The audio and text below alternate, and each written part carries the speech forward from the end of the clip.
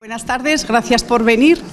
Vamos cumpliendo años, el cuerpo cambia fisiológicamente aunque no queramos. Entonces voy a intentar ver qué cambios hay en el cuerpo conforme vamos cumpliendo años y voy a ir dando qué pautas de alimentación podremos tomar para mejorar esos cambios fisiológicos. No podemos evitarlos, pero sí que podemos a qué velocidad pueden ir cambiando.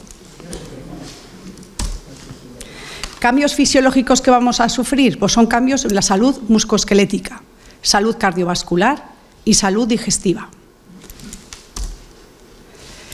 Hay un riesgo de un 35% de personas mayores de 65 años que viven solas en casa de riesgo nutricional. ¿Qué quiere decir esto? Que 1 de cada 3 personas no está consumiendo los nutrientes, macronutrientes y micronutrientes suficientes para estar, vamos a decir, saludables, y un 7% de desnutrición. Este 35%, o sea, 1 de cada 3, muchas veces va en función de que la persona, según la salud que tenga, por ejemplo, muscular, o una artrosis, una persona que no puede manejar bien los cubiertos, pues igual deja de consumir alimentos como una proteína de la carne, porque no puede partirlos. Entonces hay un riesgo de nutricional. Otra persona, por ejemplo, que pueda tener problemas de bucales, pues hay gente que cuando tiene una gingivitis o está cambiándose la dentadura porque tiene piezas que se le están cayendo, pues le cuesta mucho más masticar los alimentos y le cuesta mucho más a lo mejor comer ciertos alimentos y deja de consumirlos. Por eso hay un riesgo nutricional. Este cambio que hay en fisiológico, ¿vale? Los cambios que hemos nombrado anteriormente, salud musculoesquelética, salud cardiovascular y salud digestiva, sobre todo influye el cambio de las hormonas que tenemos a partir de los 60 años. En las mujeres y en los hombres cambian diferente. ¿Cómo van cambiando? Las hormonas en la mujer, aparece la disminución de las hormonas sexuales a partir de la menopausia, a partir de los 45 a los 55, y a partir de los hombres cambia a partir de los 40, pero no siempre es así, ¿vale? Quiero decir que a lo mejor hay hombres que llegan a los 70 y todavía no han tenido ese cambio, pero la mayoría, a partir de los 40, paulatinamente van cambiando y van disminuyendo las hormonas. En el hombre la testosterona y en la mujer los estrógenos. ¿Cuándo disminuyen las hormonas sexuales? Pues, por ejemplo, cuando hay una dieta estricta. Seguramente que hace años escuchasteis la dieta Dukan, que era comer a base de frutas, de verduras y proteínas y evitar la grasa. Estábamos cometiendo un error, porque las hormonas sexuales derivan de la grasa, derivan del colesterol. Si dejamos de consumir grasa, estamos haciendo que estas hormonas sexuales reduzcan, se disminuyan y nos afecte en el músculo, en el hueso, en el sistema cardiovascular, en el sistema digestivo. Por lo tanto, son muy importantes las hormonas sexuales. Si consumimos alcohol las mujeres, lo que nos hace, en vez de tener la disminución de hormonas sexuales, lo que nos hace es aumentarlas. Y diremos, pues si las aumenta y eso es lo que necesitamos, bebemos. Pero no, porque si consumimos alcohol, lo que estamos haciendo es favoreciendo el cáncer de mama. Por lo tanto, hay que ver que aunque aumenten, no necesitamos el consumo de alcohol. Y en los hombres, en el consumo de alcohol, lo que está haciendo es disminuir las hormonas sexuales. Matar, vamos a decir, las hormonas que lo producen. Los niveles de vitamina D, que tanto seguramente que lo estáis oyendo continuamente, de que tenemos falta de vitamina D. Mira que somos un país donde prácticamente no nos falta el sol, pero aún así tenemos mucho déficit de vitamina D. ¿Por qué? Porque nos han aconsejado, y es un buen consejo, el darnos una protección solar cuando salimos.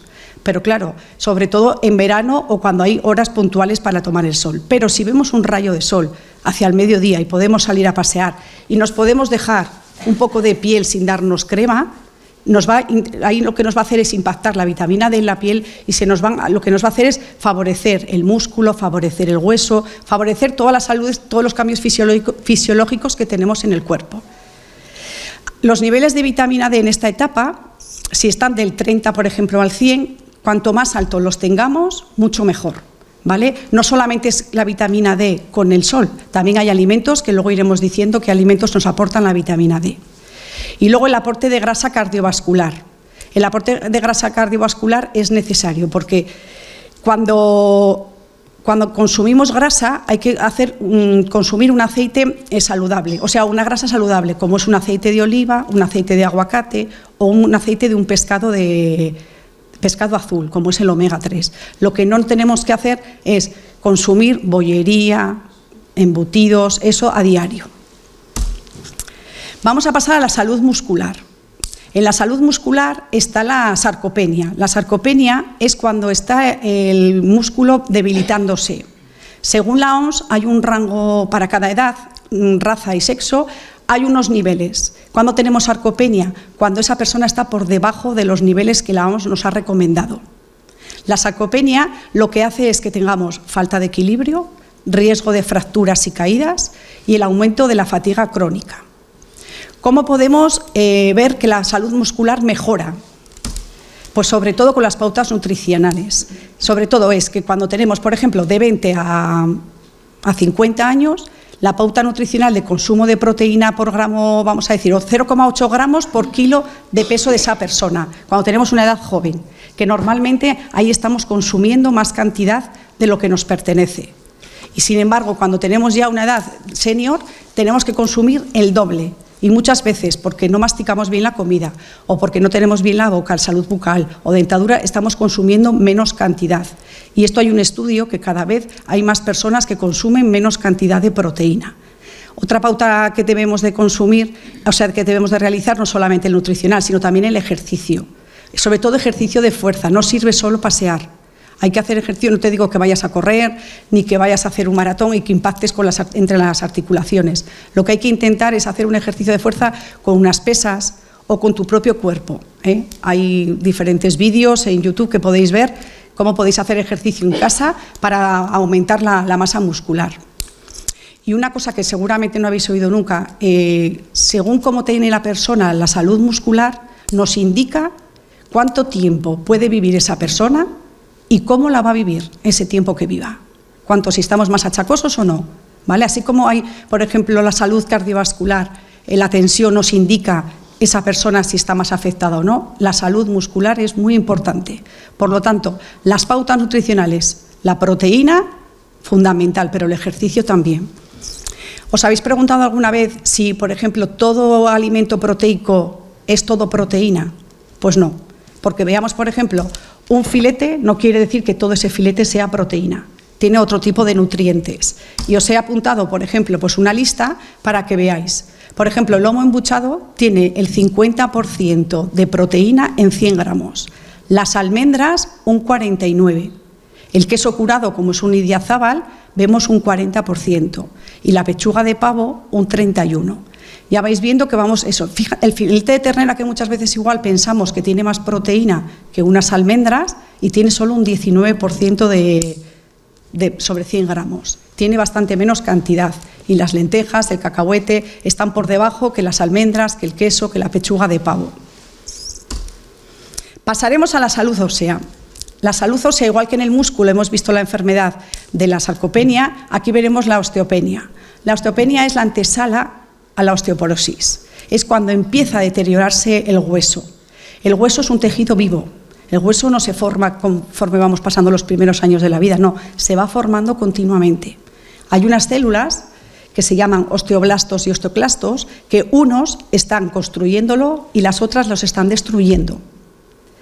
Cuando hay estos cambios, sobre todo en la mujer, cuando está la menopausia, superan las células que están destruyendo el hueso a las células que están formándolo. ¿Cómo podemos intentar que esto no se produzca, o que se produzca, mejor dicho, a menor velocidad? Pues sobre todo con la alimentación. Hay un estudio que dicen que el 50% de las mujeres de 60 años sufrirá osteopenia y el 40% de los hombres mayores de 50 sufrirá osteopenia. Pero osteoporosis va a sufrir más, el doble, las mujeres que los hombres, porque los hombres pasarán menos cantidad de hombres a tener osteoporosis que las mujeres. Y esto es un cambio porque el cuerpo es así, o sea, no es porque queramos hacer mejor que el hombre y no, sino el cuerpo es un cambio fisiológico el que nos va a llevar a tener más osteoporosis, las mujeres que los hombres.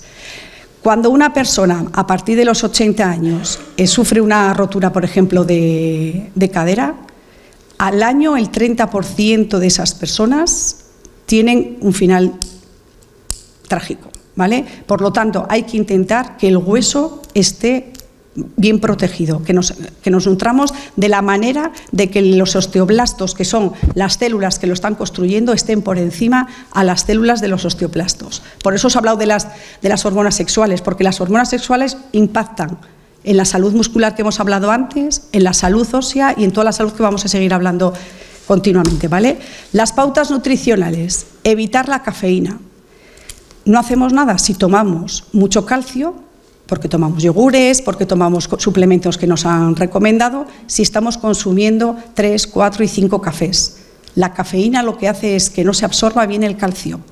Entonces, muchas veces hay que saber lo que consumimos y lo que tomamos para ver qué nutrientes nos están aportando, pero también qué alimentos no debemos de consumir cuando estamos viendo que necesitamos un hierro o un calcio en este caso.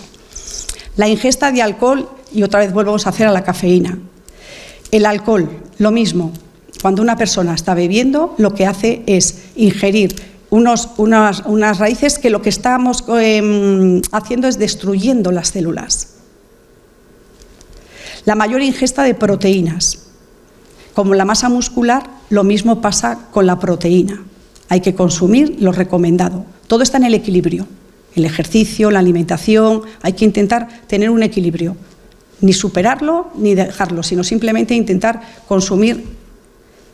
Y luego la ingesta de minerales. La ingesta de minerales para fortalecer el hueso está el calcio, está el zinc, está el fósforo, está la vitamina D. Esos son muy importantes en nuestra dieta. En el calcio, pues no solamente está el calcio en los derivados lácteos, está también en las almendras, está también en los alimentos de hoja verde, como es una espinaca, es un berro, es una acelga. Entonces hay que intentar consumir calcio a través de estos alimentos. Cuando se tiene cierta edad, es raro la persona que no toma una medicación, y con los medicamentos lo que estamos haciendo es que la barrera del intestino se quede dañada. Entonces muchas veces es mejor consumir derivados lácteos fermentados, como es un yogur, a consumir un vaso de leche. Porque muchas veces el vaso de leche tiene una proteína que es la caseína, que lo que hace es, vamos a decir, pues no sentar bien, porque tenemos esa barrera un poco sensible, un poco como dañada, y es igual muchas veces por los medicamentos. El zinc, que es un alimento, o sea, un mineral importante para fortalecer lo que es el calcio, pues está en las semillas, en el pan integral, en las almendras. Veis que los frutos secos ya se han repetido en 2 minerales. El fruto seco es muy importante consumir. Si no sabéis picotear entre horas, a media mañana o a media tarde, unos frutos secos naturales, sin sal, serían recomendables, ¿vale? Es un saciante y encima te está aportando unos nutrientes que necesitamos pues, para fortalecer el calcio y para no tener ese picoteo de otros alimentos. Las semillas, la avena también es muy importante en el zinc, que también tiene contenido bastante alto, ¿vale? Y luego pasaremos al fósforo. El fósforo, otro de los minerales, está en las legumbres, está en los cereales integrales, en las zanahorias, en los rábanos, en las espinacas, en el brócoli, hoja verde también. El magnesio está en los huevos, en el salmón, en la legumbre, en los frutos secos, en el aguacate, otro mineral. Y alimentos de la vitamina D. Como lo hemos nombrado antes, que la vitamina D se cogía a través del sol, que es la mejor opción, pero también hay alimentos que nos ayudan a absorberla y que penetre en nuestro cuerpo, como es el pescado azul por el omega 3, el marisco, los lácteos, el aguacate, el champiñón y los huevos. Pasaremos a la salud cardiovascular. Hablaremos de la hipertensión, que es la mayor, vamos a decir, enfermedad que produce, una de las mayores enfermedades que produce la muerte. Hay que tener bastante importancia en este aspecto de saber qué es la hipertensión, ¿vale? Sobre todo el 60% mayores de 65 años tienen hipertensión. ¿Qué puede producir la hipertensión? Pues problemas cardíacos, accidentes cardiovasculares, los ictus, los infartos de miocardio, la arteriosclerosis, que es cuando se engrosa la vena y no deja pasar la sangre. Una tensión normal para vuestra edad sería de 90 a 140. Hay que intentar mantenerlo en esos niveles. La tensión, ¿qué factores vamos a decir nos hace tener la tensión alta? Pues la genética. Si hay una persona antecedente nuestro, pues un padre, una tía, una abuela, ya tenemos un factor de riesgo en tener la tensión alta. La edad tampoco podemos ir en contra de ella. Vamos cumpliendo años y aparecen diferentes factores o diferentes enfermedades, mejor dicho. La diabetes. Una persona que tiene diabetes está favoreciendo a tener problemas también de tensión. El exceso de peso. Cuando hay un exceso de peso, pues la grasa también nos ayuda a tener la tensión alta. Y problemas de riñón, como es una nefropatía. Las pautas nutricionales, pues consumir menos de 5 gramos al día. Cuando estamos cocinando, el controlar vamos a echar en la comida la sal, lo podemos controlar nosotros. Sin embargo, cuando vamos a comprar un producto en el supermercado, es más difícil. Aparte de que el etiquetado viene muy pequeño y muchas veces tenemos que coger una lupa para ver qué cantidad de sal tiene, pero hay que intentar buscar en la misma balda, por ejemplo, un bote de tomate, seguramente que hay unos que tienen menos cantidad de sal que otros, pues hay que intentar buscar el que menos cantidad de sal que tenga. Sobre 100 gramos hay que intentar buscar el alimento que contenga 1,5 gramos de sal, en 100 gramos, ¿vale? El aporte equilibrado de proteínas, de magnesio y de calcio. Igual que hemos comentado antes, la proteína en el músculo, la proteína también en la salud muscular la salud del corazón también es importante, igual que el magnesio y el calcio. Una persona que tiene los niveles de calcio buenos, o sea, altos, tiene una tensión arterial ideal. Por lo tanto, intentar que el calcio, no solamente para los huesos, esté en niveles óptimos en nuestro organismo, también nos influye en la salud del corazón, no solamente en la salud del hueso. Beber agua, seguramente que eso os lo han dicho bastantes veces, pues beber agua y sobre todo a sorbos pequeños, que vayamos poco a poco hidratándonos. Llevar una dieta mediterránea, que todo el mundo que la conocéis, una dieta mediterránea pues con aceites cardiosaludables, las grasas cardiosaludables, el intentar tener un 55% de hidratos de carbono, un 30% de grasa y un 15% de proteína. Esa es la dieta mediterránea. Evitar las grasas trans y saturadas. ¿Qué son las grasas trans? Pues las grasas trans son las grasas que en un laboratorio las han transformado con hidrógeno. Por ejemplo, una margarina vegetal.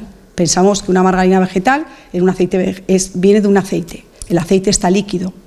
¿Cómo hacemos para tener de un líquido a un sólido? Pues lo que hacen es hidrogenar. Pues cuanto menos alimentos consumamos con grasas trans, mejor vamos a tener la tensión y más salud vamos a tener, ¿vale?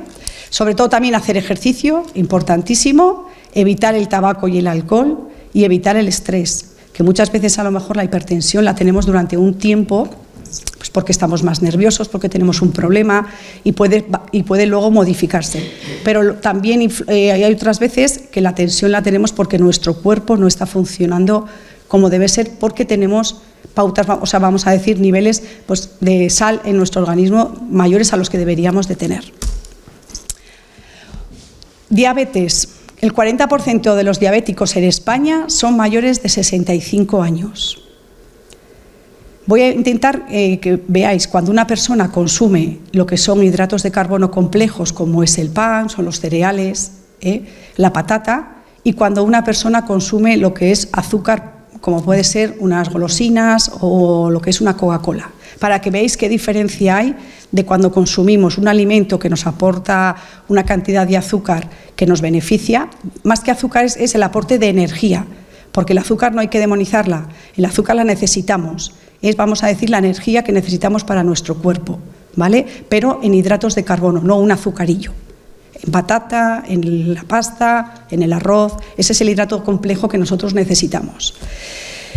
¿Qué pasa cuando nosotros consumimos, por ejemplo, azúcar? El pan. Suponemos que estamos consumiendo pan y lo que hace es pasar a nuestra sangre. Primero se metaboliza en el tracto intestinal digestivo, ese azúcar, y pasa al torrente sanguíneo, pasa a la sangre. En la sangre no se puede quedar esa sangre porque es un tóxico. Entonces, lo que hace el páncreas es producir insulina. Esa insulina lo que hace es acompañar al azúcar y la lleva a las células. ¿Dónde la deposita? En las células musculares y en las células del hígado. Eso es un proceso normal, ¿vale? Una vez que esa insulina ha hecho su trabajo, necesitamos una enzima que se llama EDI, enzima que degrada la insulina, y lo que hace es degradarla, la eliminamos, esa insulina. Eso es un proceso normal. Pero imaginaros que un día estamos comiendo bebemos una lata de Coca-Cola y estamos consumiendo golosinas, estamos dándole azúcar al cuerpo. ¿Qué pasa? Que cuando llega ese azúcar al torrente sanguíneo, estamos colapsando las células. La insulina está intentando llevar todo el azúcar a las células del hígado y a las células del músculo, pero las células le dicen, no me metas más, no me caben, no puedo más. ¿Y el páncreas qué hace? Como piensa que no hay suficiente insulina, lo que está haciendo es producir todavía más insulina. Eso es lo que llamamos la fase prediabético. Si esto pasa un día, no pasa nada, pero si esto lo alargamos en el tiempo, es lo que aparece como una diabetes. ¿Ha quedado claro, no? Sí, vale. Luego, si esa insulina, esa proteína, la enzima EDI que hemos dicho, que lo que hace es degradar la insulina, que una vez que ha hecho su trabajo, si está degradando más insulina de lo normal, lo que está haciendo es no degradar las placas beta-amiloideas, que esas placas son unas estructuras que si no se degradan, vamos a decir que se establecen en el cerebro. Si se establecen en el cerebro, estamos favoreciendo el Alzheimer. Por lo tanto, una persona que es diabética tiene más riesgo de padecer un Alzheimer que otras. Es importante ¿vale? Pautas nutricionales para prevenir la diabetes. Pues evitar azúcares refinados, como pueden ser, por ejemplo, pues los zumos. Es mejor consumir un zumo natural que un zumo envasado, porque el zumo natural tiene menos azúcares que el zumo envasado. Pero muchas veces cuando consumimos un zumo natural, aunque es de casa, en vez de consumir una pieza de fruta para hacer el zumo, estamos consumiendo 3 piezas de fruta. Por lo tanto, estamos consumiendo el azúcar de 3 piezas de fruta. Y luego, una vez que consumimos ese azúcar, pasa directamente al torrente sanguíneo. Sin embargo, si consumimos la pieza de fruta entera, al ir el azúcar con la fibra, es como que la va soltando poco a poco, que no pasa directamente y no estamos colapsando lo que son las células. Aumentar el consumo de azúcares complejos, como os he dicho, pues hidratos de carbono, pues la patata, el pan, el arroz, la pasta, pero sobre todo si va acompañado de fibra, o sea, integral, mucho mejor. Consumir la fruta entera, que os acabo de decir lo de la fruta entera por la fibra, evitar los zumos azucarados y consumir el pan integral. La obesidad, el sobrepeso, esto está dentro de la salud cardiovascular. Está la hipertensión, el sobrepeso y la diabetes. Estos 3 pertenecen a la salud del corazón. A partir de los 40 años, el metabolismo se ralentiza, que muchas veces a lo mejor decimos, pues si estoy comiendo igual, no puede ser, estoy haciendo el mismo ejercicio y estoy comiendo lo mismo y estoy engordando. Pues porque cada década, por ejemplo, de los 40 a los 50 se va a ralentizar un 5%, de los 50 a los 60 otro 5%. O sea, conforme vamos cumpliendo años, esto es porque sí, aunque no queramos, esto se produce en el cuerpo, pues se va ralentizando lo que es el metabolismo. ¿Qué es el metabolismo basal? Es la energía que necesita nuestro cuerpo, o sea, la que necesita para estar en reposo. Todo lo que excedamos de esa energía, como nos sobra, se convierte en grasa. Es lo que hacemos que aumentemos de peso. ¿Cómo prevenir la obesidad? Pues la ingesta de proteínas. Muchas veces, en la salud muscular también hemos nombrado de la proteína. ¿Por qué? Porque cuanto más músculo tengamos, nuestro cuerpo más calorías necesita. Para mantener 1 kilo de músculo se necesita 3 veces que para mantener 1 kilo de grasa.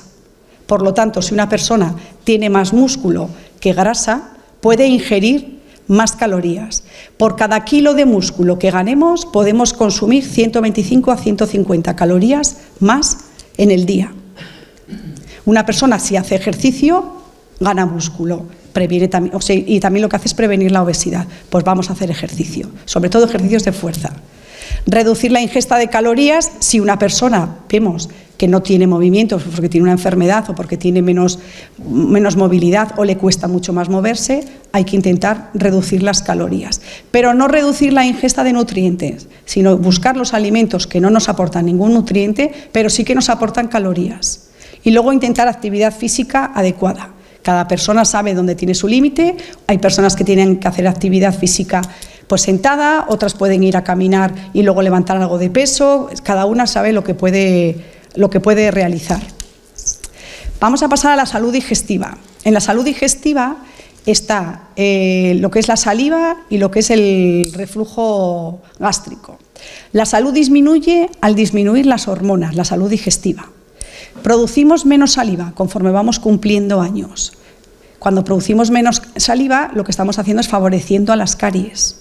Cuando hay un problema bucal, también normalmente está, vamos a decir que está unido, que está con el sistema digestivo.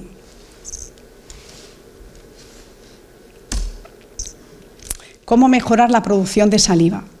Pues no consumir caramelos ni refrescos azucarados, porque pensamos muchas veces que por tomar un caramelo es como que vamos a ensalivar más, y lo que estamos haciendo es dañar la placa. Entonces hay que intentar no consumir ni caramelos ni refrescos azucarados. Beber agua, pero beber agua a sorbos, no beber agua de un vaso de golpe, sino a pequeños sorbos, para que vayamos poco a poco, vamos a decir, ensalivando más.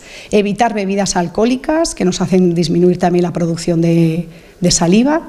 Masticar, que muchas veces se nos olvida el masticar y estamos continuamente comiendo sin parar de comer, tenemos que dejarlos cubiertos, masticar, y así hacemos más, ensalivamos más los alimentos.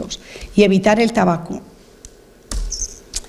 El reflujo gástrico, menos producción de ácido clorhídrico y pepsina, eso también pasa por la edad.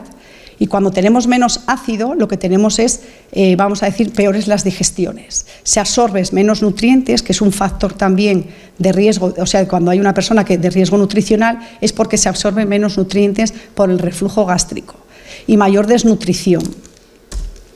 ¿Cómo prevenir el reflujo gástrico? Pues hay que masticar y comer despacio, como para la saliva, comer en porciones más pequeñas, mantener una posición erguida después de comer, evitar el sobrepeso, porque las grasas lo que nos hacen es que esté continuamente el reflujo molestándonos, evitar el alcohol y el tabaco, evitar ropa muy ajustada y por lo menos cenar 2 horas antes de ir a la cama.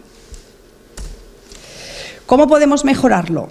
Seguramente que el agua tibia con limón en ayunas lo habréis oído alguna vez y a lo mejor os ha funcionado. Pero también tomar las almendras crudas en ayunas lo que nos está haciendo es equilibrar el pH digestivo y nos ayuda a mejorar el reflujo digestivo. La fruta es una fruta muy recomendable para el reflujo, para evitarlo.